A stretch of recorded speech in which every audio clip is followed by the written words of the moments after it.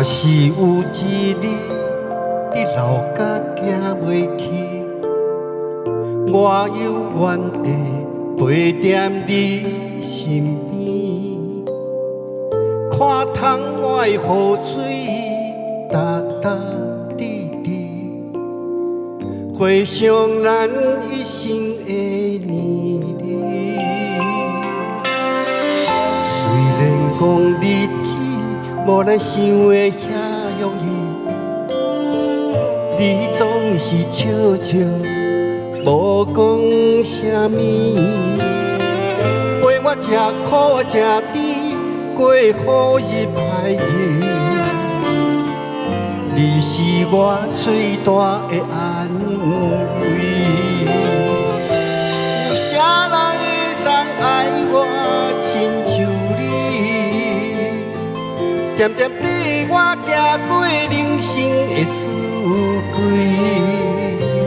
繁华世界捌一年，无人会记得阮名字，只有你将阮当作你的天。有啥人会当爱我亲像你？旧岁青春为我无想你家己，深深将你刻在心，用生命爱你疼惜你，牵手牵手，我要永远牵你的手。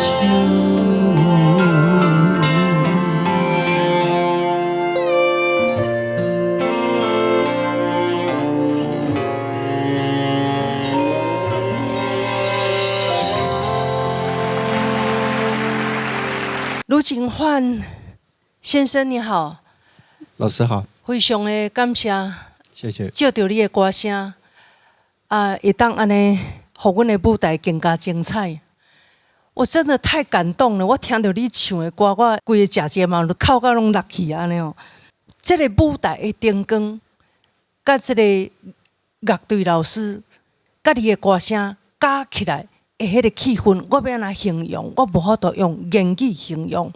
迄是因为你所唱出来歌声是你甲太太这40几年来的感情，还有你对每一字歌词的迄种入心，迄就敢若是你唱出你的心声，敢若一出电影。